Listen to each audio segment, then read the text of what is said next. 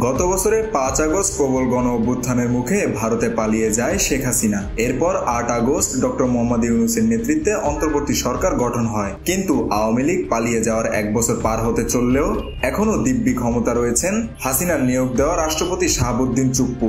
সোমবার সন্ধ্যায় জনপ্রিয় লেখক, গবেষক ও ইউটিউবার পিনাকি ভট্টাচার্য তার ইউটিউবে চুপ্পু আউট, কে হচ্ছেন রাষ্ট্রপতি শিরোনামে একটি ভিডিও আপলোড করেছেন। মাত্র ৩ ঘন্টায় ৪ লাখেরও বেশি মানুষ ভিডিওটি দেখেছেন। পিনাকি সেখানে বলেছেন, ভয়ঙ্কর এক লড়াইয়ের পর আমরা হাসিনাকে বিদায় করতে পেরেছিলাম, কিন্তু ১ বছর পার হলেও আমরা হাসিনার শাসনের অবশেষ দূর করতে পেরেছি। এই প্রশ্নের মুখে দাঁড়ালে আমরা বিহ্বল হয়ে যাই। আমরা পারিনি, কিন্তু কেন পারিনি আর কি করলে এই পারা সম্ভব?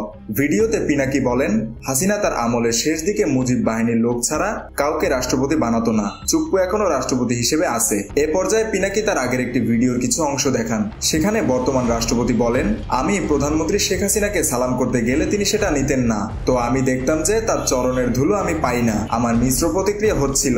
ইউটিউবের এই ভিডিও পিনাকি বর্তমান রাষ্ট্রপতিকে বাদ দিয়ে বেগম খালেদা জিয়াকে রাষ্ট্রপতি বানানোর প্রস্তাব পেশ করেছেন। তিনি বলেন, একজনই আছে বাংলাদেশে প্রেসিডেন্ট হওয়ার যোগ্য, তিনি হচ্ছেন বেগম খালেদা জিয়া। তিনি আমাদের ইতিহাসের মহানায়ক। তিনি আমাদেরকে শিখিয়েছেন কিভাবে অন্যায়ের বিরুদ্ধে মাথা উঁচু করে থাকতে হয়। খালেদা জিয়া বলেছিলেন, ওদের হাতে গোলামির জিনজির আর আমাদের হাতে স্বাধীনতার পতাকা। পিনাকি প্রত্যাশা ব্যক্ত করেন, খালেদা জিয়া আর ডক্টর মোহাম্মদ ইউনূস এই দুইজন মিলে আমাদের নতুন বাংলাদেশের সূচনায় পৌঁছে দেবেন। মেহেদী হাসান বাপ্পি, খুলনা গেজেট।